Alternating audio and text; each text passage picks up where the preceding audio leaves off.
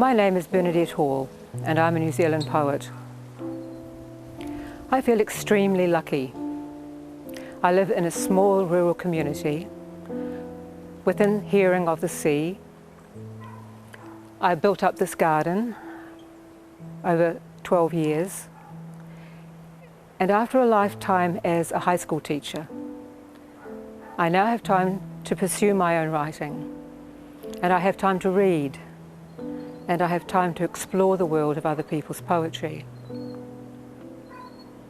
I was very struck in coming across this book, Prison Poems by Mahvash Sabet. I'm not a Baha'i. I did know of persecution of Baha'is in other parts of the world. And I was very, very surprised to find that a woman like Mahvash, held prisoner in one of the most notorious prisons in the world, in Evin prison in Tehran, turned to poetry at a time when she had no space.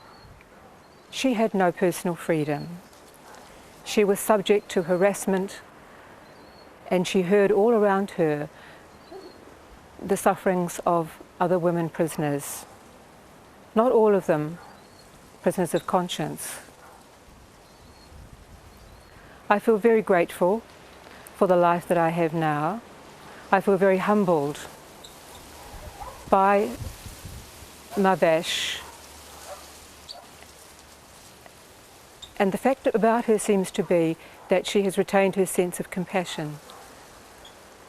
And it's been noted by many that her attitude to other women in this prison has been one of compassion. The same, it seems, from her poetry as is her world vision.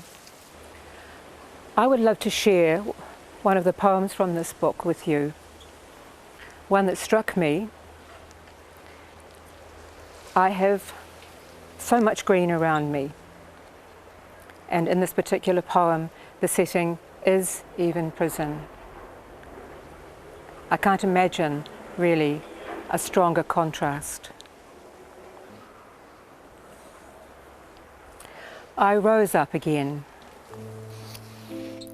sunk in myself one hot dusty morning, walking alone in the prison yard.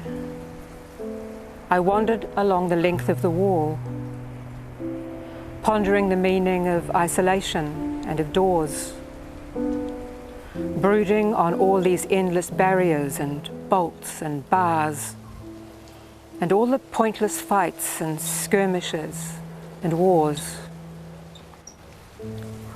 And considering where I was and why the abuse was being flung against me, I began to wonder whether these confines really defined the limits of myself. And then I saw, in the heart of the tower, in the middle of the road, from the dry earth's blistered core and the stones in the lumbering tarmac, deep down from within a crack in the ground at my feet, a few leaves sprouting, green and neat. And some days later, there they were again, bright green. Now in every nook and cranny, all around, as far as the eye could see, there were thistles growing, thousands of leaves and stems and offshoots, scattered far and wide and bursting out of the prison yard. And I said to myself, are you less than a weed then? Where's the life in your roots gone? Where's growth in your leaves, your stem? No stirring in you at all. For shame. And at that, I felt a surge of the sap of spirit blaze within. I had become weak and weary and had fallen down, but the thistle made me rise again. Back on my feet I stand, firm and green growing, filled with the power of thought again.